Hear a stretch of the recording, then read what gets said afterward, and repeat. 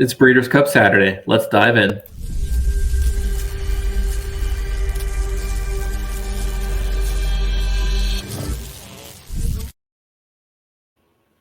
Hello, everyone. Welcome to another edition of the Pick 5 Players Show. I'm your host, Michael Pellerin, a.k.a. Horse Guy Mike.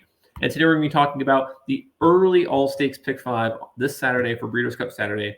We have 5 Breeders' Cup races going on, leading into the late Pick 5, which I already posted the video about. We got one race between the two, the Breeders' Cup Distaff overlap. But in this video, we're going to be talking about not only the Distaff, but the other 5 races on the card, the Dirt Mile, Filly Mare Turf, Filly Mare Sprint, the Mile, and the Distaff.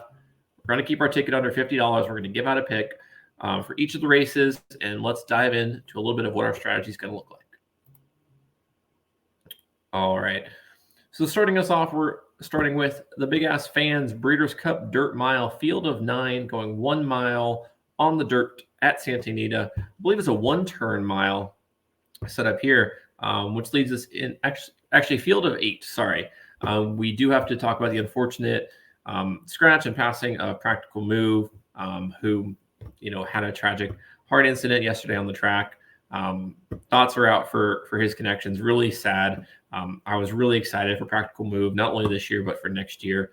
He was my pick for the Kentucky Derby going into the Kentucky Derby after his impressive Santa Anita Derby. Really just, took the year off, came back in an allowance, was going to show up here. Really sad to see.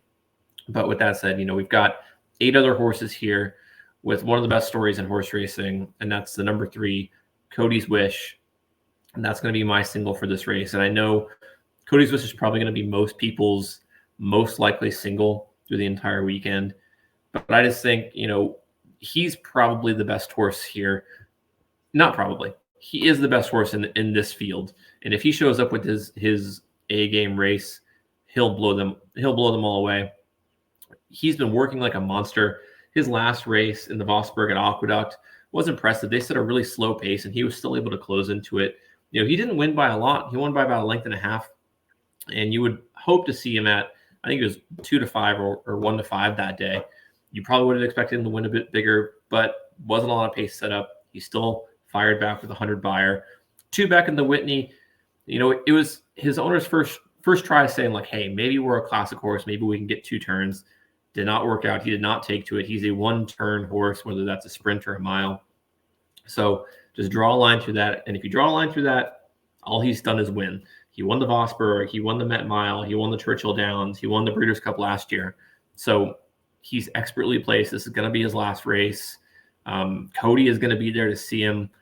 I don't think there's any way this horse loses. If he does, I'll lose his ticket. But I would rather just be on the rooting interest for Cody's Wish than try to beat him. I'll try to beat some other horses in this card, but such a good story. He's such a feel-good horse, and he's very, very good that hopefully we can get a good price on him. He's 9-5 morning line. That was with Practical Move in the field, who was expected to take a ton of money. Maybe he'll bet down to even money or maybe 4-5. But in the sequence, we're going to single him, get some value there, try to move on. No one else in this race really interests me. I mean, Algiers is also scratched, the number 7 horse, so that actually brings it down to field of 7. Chargett's been kind of off and on inconsistent this year. We had a lot of big expectations for him. Didn't really live up to them. National Treasure, your Preakness winner, hasn't really done much since then. Hasn't faced a good field of older horses yet. So definitely fading them. Zozos is a little bit interesting. He's been grinding on the listed stakes, just coming off of a grade 3 win. I don't think he has the class to compete with Cody's Wish, but out of the other horses here, Zozos would be my most likely to get second or third. But Cody's Wish is going to be my single here. So we can start off with the single and then hopefully move on from there. Next up, we've got the Maker's Mark Breeders' Cup Filly and Mare Turf, field of 12, taking the gate, going 1.25 miles on the turf course here at Santa Anita. Favoritism on Inspiral, the British Invader. I will be taking Inspiral here. Going from inside out in Italian, the number 1 horse. Gotta love an Italian. She's been doing everything right all year long. A couple close seconds. Her style is to get out to that front, set kind of an easy lead, and then have a ton in the tank to get home. Last race out, she got caught by a head at the wire. Just unfortunate. Same 2 races back, got caught by a nose. So it's back-to-back races where she had the lead and got caught at the wire. The horses who beat her those 2 races, neither of them are here. We've got a lot of Euro invaders who are always had that great closing style, especially in Spiral. So if an Italian can maybe set like a 49, like a 25 and 49, I think she could win. And I don't know who else is gonna press her. So if that happens, great. If not, we'll see. Also going with the number 2 horse, Warm My Heart by Aidan O'Brien, Ryan Moore. Again, one of the best combos in turf, especially seeing them come over for the Breeders' Cup every single year. Last out, won a Group 1 over at Longchamp, going a mile and a half. Has been racing in a mile and a half, so cutting back a little bit in distance. Don't know if that she's going to appreciate the cutback, or maybe she prefers a little bit longer. But you can see that's why she's here and not in the mile. So great performance there. Ryan Moore hasn't ridden her in a little while, so maybe that's an angle you want to choose. She is the second choice favorite here with the other Euro shipper. But Warm My Heart, expertly bred, Galileo. 3-1 is a little bit low on a horse that maybe you don't necessarily know a ton about, but I've been hearing a lot of good things. And this is my leg where I'm kind of stretching a little bit. I have another single in the next leg, so going 5 deep here, going 1, 2, and then going right to the 3 with the Moonlight. Number 3 horse. This one's 20-1. William Buick, Charles Appleby, another top combo you see coming over here from the Euro contingent. Last out at Woodbine, had a close second behind Fev Rover, who's also in this race. I don't have Fev Rover. I think I'd rather take 20-1 on a horse who finished just behind, first time in North America, as opposed to Fev Rover. I like Charles Appleby and William Buick. I like that team up. We saw that this horse has been racing over in Newmarket and Maidan, had a race in Keeneland, so in the Jenny Wiley, got second in that race too. So I like that this horse has been kind of all over the world, has experience in North America. Coming off of that race at Woodbine, should be prepped and ready to go here. Nice little 1 month layoff, should be in prime form. Moving into the number 6 horse, the favorite in Spiral. This was the horse that everyone's been talking about all weekend long, coming off of back-to-back wins by 5 combined lengths in the Sun Chariot Group 1 at Newmarket, 124 time form, 122 time form before that in France at Deauville. This horse is getting all the talk. Frankie Dettori's got the ride. I've heard conflicting reports. Is he retiring? Is he not retiring? Either way, it's always excited to see him. So in Spiral is going to be your favorite here. Much deserving, I think. And usually I wouldn't go too deep if I've got the favorite, but you're getting a lot of value here. 5-2 favoritism. Not a lot to hate. And then moving right to the outside, number 7, Lindy from France. This is another horse where I like when they have a couple races here in North America before they go straight to the Breeders' Cup. And this horse by Brendan Walsh and Tyler Gaffleone has had back-to-back races here in America, was training over in France, came over, raced at Kentucky Downs first off and won. Kentucky Downs is kind of a weird course where it doesn't translate well to success at other tracks. But she won there, and then she came back with the Queen Elizabeth II Cup at Keeneland, got second there to a very good horse. So Gaff's one of the best turf jockeys in the country, teaming up with Brendan Walsh, 12-1, great price there. So Lindy's going to be my 5th choice, going 1, 2, 3, 6, 7 in this race. Fading Didia McCulloch. Didia has been great. Her speed figures haven't been too impressive. She hasn't really faced anyone too difficult. She beat a good horse in Anisette last out, who I thought would be here, but isn't. And then McCulloch has raced some good races in New York, some good, okay speed figures, but I'm mostly going to lean on the ones with Euro form coming into this.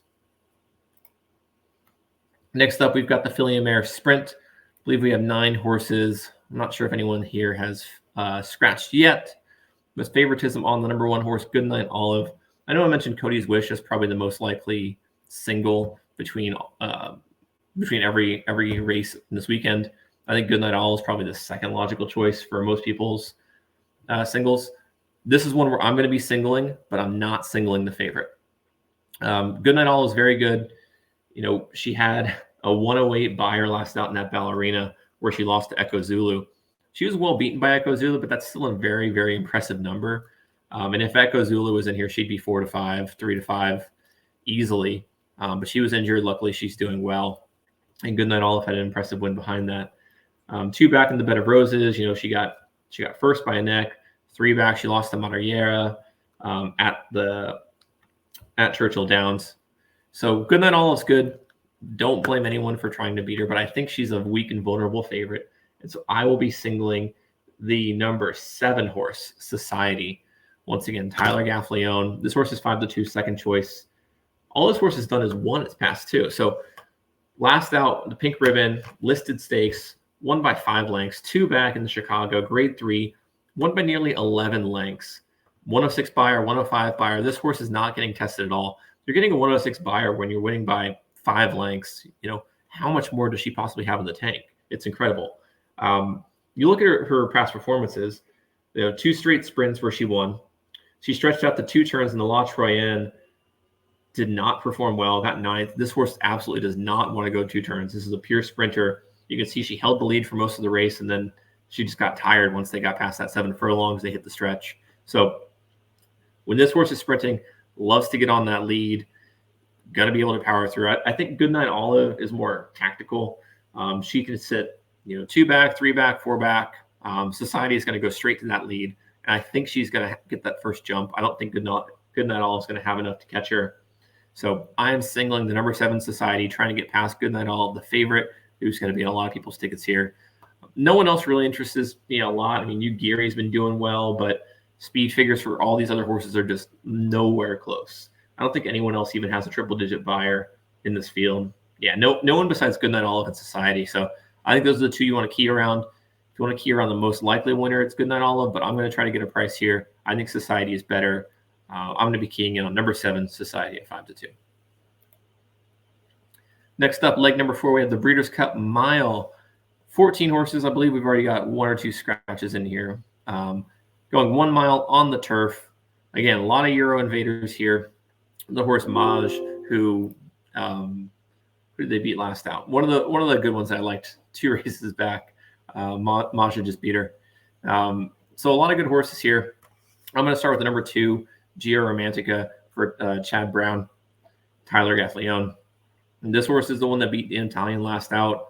She's been doing really well. Her speed figures have been improving every single race. She went from an 89 to a 92 to a 105. She was able to close into an Italian.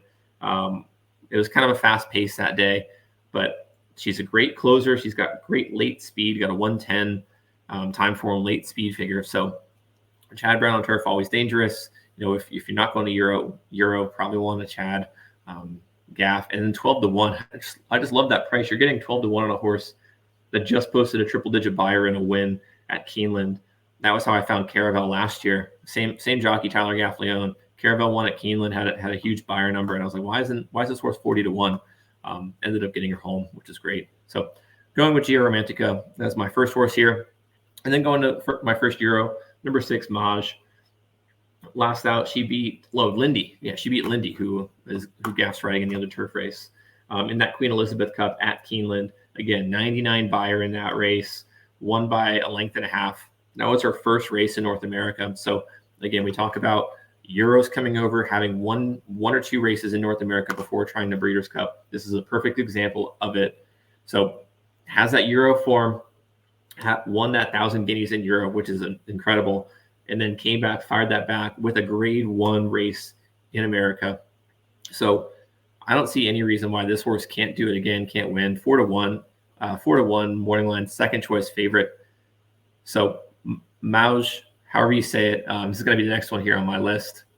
And then moving to her outside, number 8, Du Jour. This is going to be your California champion here. Bob Baffert, coming off back-to-back wins, 102 buyer last out in that Del Mar Mile, won by 2 1/4 lengths. Flavian Pratt.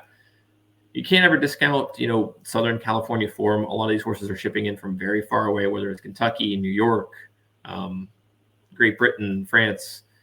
When you got a horse who's just able to drive down the road, they're going to have some level of advantage. So Du Jour is the local favorite here.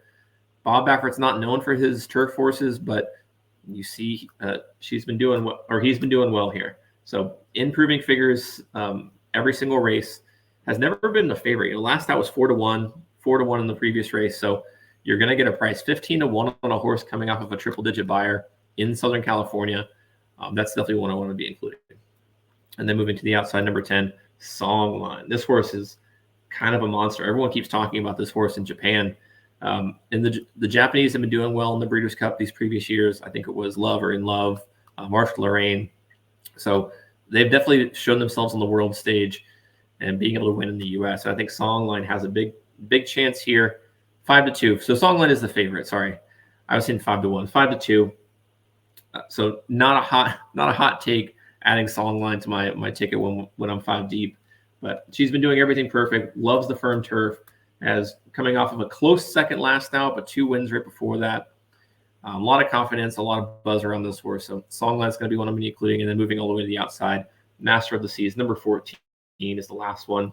Again, 2 straight races here in North America. Last out, lost to Up to the Mark, who is going to be one of your favorites in the turf race, in the main turf. And that was close. That was by a nose. Had a 104 buyer before that, winning by almost 4 lengths. Master of Seas is very good. Again, Euro form, having 1 or 2 races in America leading into the Breeders' Cup. Always something you love to see. So Master of Seas, got three of the favorites here, and then going with some longer, deeper shots as well. So hopefully we can catch a price. But either way, we're going to get through this leg and move on. Last leg we have here is the Breeders' Cup Distaff. We've got 11 horses here. And I talked about this on my other show. I'm going to be playing a little bit differently because I'm not as skinny in my other legs here. I talked about horses that I like. The first horse I like is Pretty Mischievous. I think this race is going to be very fast. Idiomatic, Adore Manor, Search Results, Randomize, all of them are going to want the lead. It's going to be such a hot pace up front. You're probably going to get 22, 23, maybe 46, 47. All of them are just going to beat up on each other. I think Pretty Mischievous is going to sit in that perfect spot in about 4th or 5th place. She's going to be able to get that first jump. You've seen it all year long. I think she's going to be a great price, 8-1 on your Kentucky Oaks winner going into this with only one loss since then. So she's had a great campaign. Really excited to see her. I've loved her ever since that Oaks victory. Hopefully we can get Gaff home there. And then moving to the number 5 horse at Adore Manor. I'm trying to get past Idiomatic, who's going to take a lot of money and is the speed of the speed. I think Adore Manor is also very fast, and I think 4-1 is a fair price on her. So I'm going with 3 kind of off pace and 3 closers, and then 1 speed horse. Adore Manor is the 1 speed horse I want. She's been having excellent performance here. Again, we talked about it. Horses staying in Southern California, racing in Southern California on these big races are going to have some level of advantage just from not having to ship in. Adore Manor's coming off of 1, 2, 3, 4, 5, 6 straight wins with Juan Hernandez and Bob Baffert. Got a 95 in that Zenyatta. Got a 94 in the Clement Hirsch. So speed figures are a little bit lower than you'd like to see, but she's winning all those races easily. 5 lengths, 1 length, 4 lengths, 4 lengths. So not really battle tested. I think this will be her hardest race, and you're getting a better price on her than Idiomatic. And I don't see that big of a difference between the 2 of them talent-wise. So I'm going to go with the higher price there. Not going with Search Results. I think she's been too inconsistent this past year. Her last race was very good, but Gaff is choosing to ride Pretty Mischievous. He's not choosing to ride Search Results. So that's telling me something about where Gaff thinks his chances lie here. I am going to play the number 7 horse, Wet Paint, because I think she's going to be able to close into this hot pace that I talked about, and she's going to be able to close closer to the back. She's not going to be a dead closer coming from 12 lengths back. She'll be behind Pretty Mischievous, but she won't be as far back as the other closer that I like here. And that's Clairiere. Clairiere, the number 9 horse, is going to be coming from out of the cloud. She's going to be way, way far back with that 1 run. I think she still has it in her. If this field didn't have as much speed in here, I'd be happy to fade Clairiere. She's been kind of on a downhill slant for a few months now, but I just think this pace setup is going to be perfect for her. Same as Wet Paint. So if we lock up the 4 speed horses up front, Pretty Mischievous is going to get first jump. Wet Paint's going to make that jump as well. And then Clairiere is going to be flying on the outside, coming home. I think one of the 3 of them nips it up the wire. So I'm going with some closers here with 1 speed horse that I like as an option here just because I've got some budget to spend. So I'm going to go with the 3, 5, and 7 as my options in the distaff. So here's a look at my ticket in the Dirt Mile. We're singling Cody's Wish, number 3 horse. The filly mare turf, we're going 1, 2, 3, 6, 7. Filly mare sprint, we're going 7. The mile, we're going 2, 6, 8, 10, 14. And in the distaff, we're going 3, 5, 7, 9. Good luck to everyone on Breeders' Cup, both Friday and Saturday. Make sure to like and subscribe. Follow along on Twitter. I'm at Horse Guy Mike. Follow along at Trust the Profits. Comment below. Tell me about who your most likely single is for the whole weekend. Good luck to everyone, and take care. Enjoy the Breeders' Cup.